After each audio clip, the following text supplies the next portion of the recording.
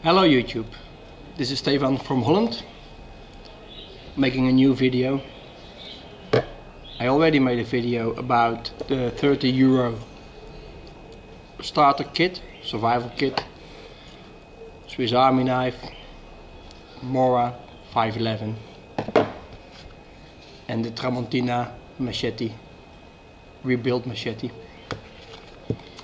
Some people will ask me if this is what I take with me every time I go out in the field, and I have to say no. I have more knives and I tend to use them, so I tend to carry better stuff for a survival situation or any situation where that can lead to a survival situation. As I already told you, I only alter knives that I have a second one for my collection, so you will all recognize the Ontario SP5, the Bowie survival knife. What I didn't like about the knife is again the false edge on the top and actually the entire Bowie style clip. So it took some effort, but I remodeled the older one, making it more like a Bowie clip, no false edge whatsoever.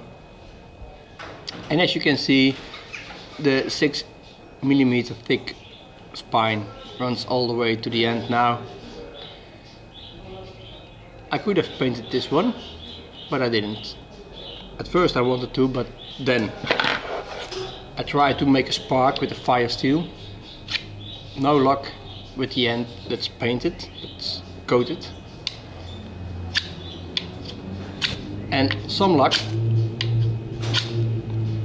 with the end that's not coated. Of course it's 1095 carbon steel, so it will throw a spark, and as in a survival situation you might want it. Also a lot of people are talking about a big blade versus an axe. Well, I prefer a big blade for several reasons. Of course you can use it as a scraper, you can chop, you can cut, and also because I lost some of the weight of the tip. As you can see, I just lost some metal there. Losing some metal means losing weight. So this one more difficult to handle for fine carving than this one. If I choke up on the blade, it's really not that heavy, and I can actually do some control cutting with this one. Without too much effort, it will cut. This one, it's still factory sharp. This means I didn't resharpen it at any point because I wanted to test the knife without a resharpening, because everybody can take a new knife or an old knife, sharpen it really well, and it will perform for maybe a few hours. This one I chopped and dig and used it as a hammer, etc, etc, without resharpening, and it's still reasonably sharp. I can still cut. Of course this one, this is the edge where most of the chopping is done. It's not very sharp anymore, but then again it won't chip. This one is a finer edge, still sharp enough to cut some wood, etc, etc, make feather sticks even. So that's why the choice of the big knife instead of the axe, because the axe is just not as multifunctional in my opinion than a big knife. To replace the Mora